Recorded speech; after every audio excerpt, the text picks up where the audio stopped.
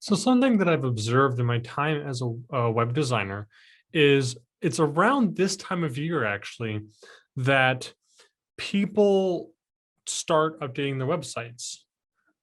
I'm not 100% sure why, but I'm inclined to believe, you're doing the spring cleaning, you're transitioning into the summer period. Maybe if you have kids, they're coming out of school and you're kind of looking around, you're like, okay, now that I'm out of that winter shelter, um, what let's start updating things. I want to start refreshing things, going metaphorically out.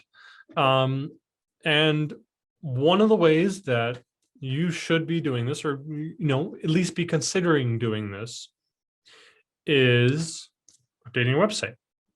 If you own a business, if you have a blog, if you or have a brand you're trying to establish as an individual or as a creator, you can benefit immensely from having a website.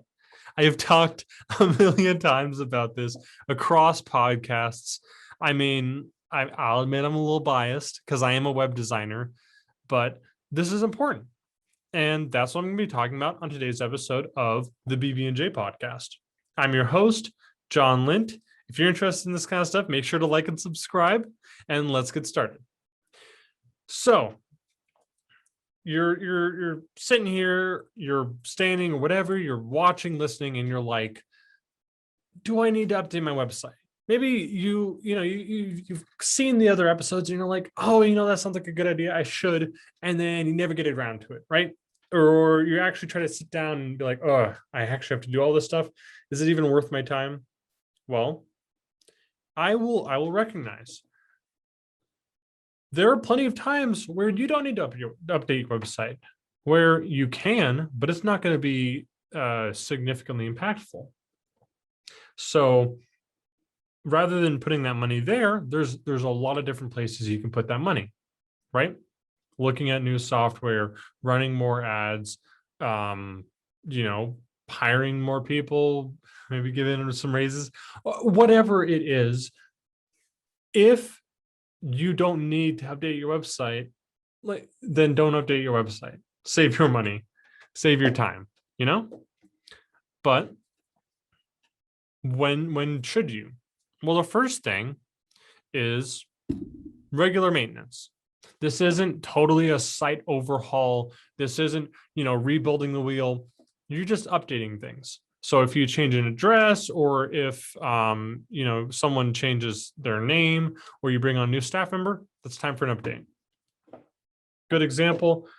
We just one of our clients, she got her certification for the way that she for her professional career, I guess, for lack of a better term. And she's like, hey, can you update this? Because, this is an important thing. And yes, we did. And that is important because updating those things, updating awards, achievements, accomplishments help you. It establishes a credibility. It helps reinforce authority. Is it the end all be all? No, but it is a very important part. I can go around saying all this nutrition advice of do this, do that. I can go around saying buy this house, buy that. That's all well and good. But compare that to someone who, is a licensed nutritionist. Compare that to someone who's gotten, their certification. Compare that to someone who has the real estate license. In the latter example, those people have more authority. Those people have the professional training, because what those certifications, what those trainings tell people is that they have those industry standard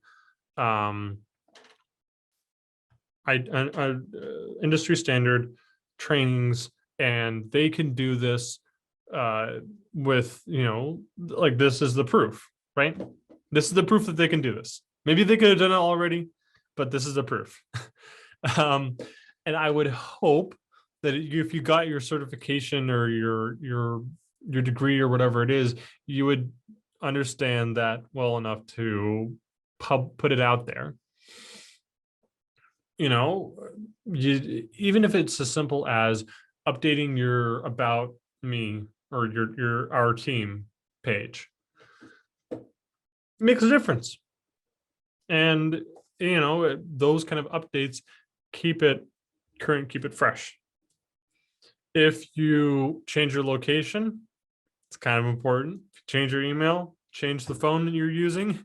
You don't want people emailing the old thing. You don't want people calling an old phone. You don't want people trying to show up at an office that you're no longer at.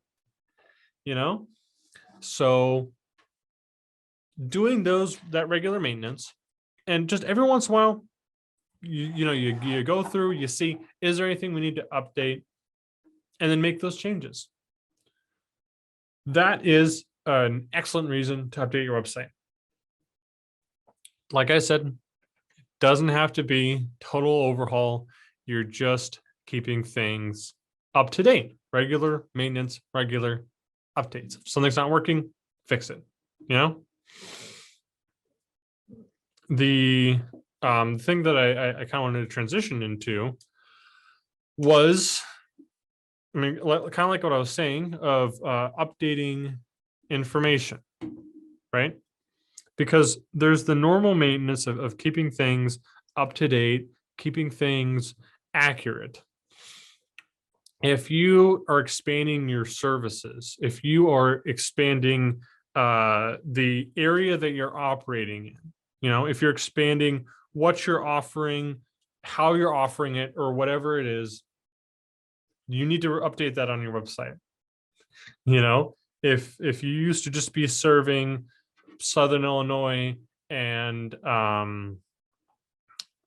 Western Tennessee, and then you expanded into Kentucky, Southeast, if we're doing Heartland, if you're doing Southwest, Kentucky, then include that.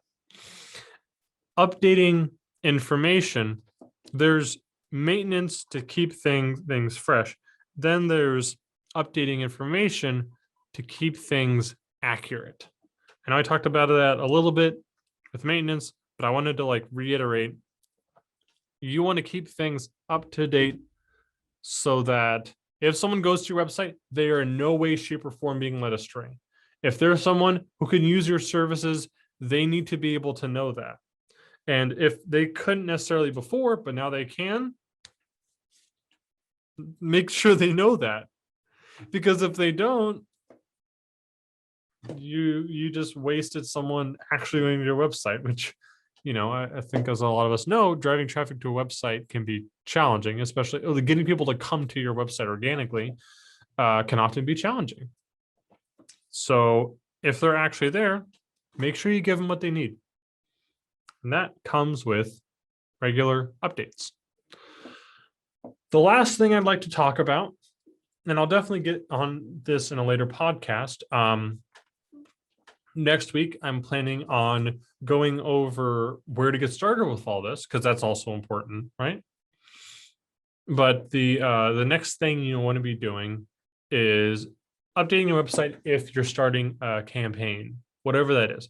If you're starting a campaign where you're driving traffic to your website, that's as good a chance as any to update your website.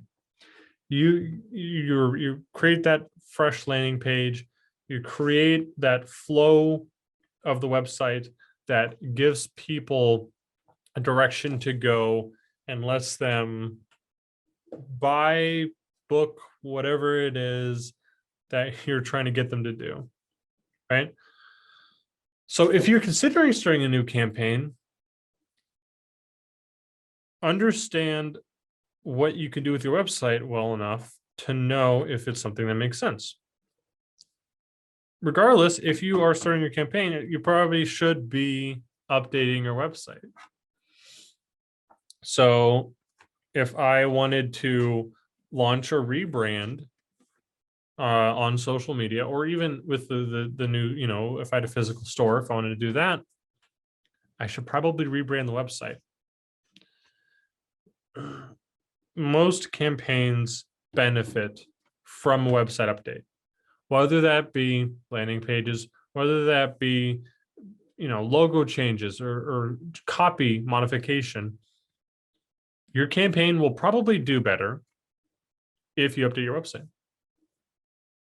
Easy, pretty straightforward, right? So these are some of the biggest reasons why you would be best off updating your website. Regular maintenance, making sure that nothing's broken, making sure that all the links are working. Those checks are important.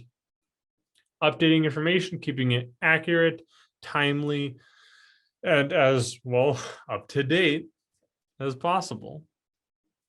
And if you're going to start a new campaign, if you're going to launch some sort of overhaul, new push, whatever it is, that's a good time to seriously consider, do I need to be updating my website for this? If you have any more questions, you can always leave it in the comments below. Make sure to like and subscribe. Really appreciate you listening and or watching. Like I said, next podcast, I will definitely be going more into what you need to do to get started. So I hope you tune in next week. I'm your host, John Lint, and as always, thanks for watching.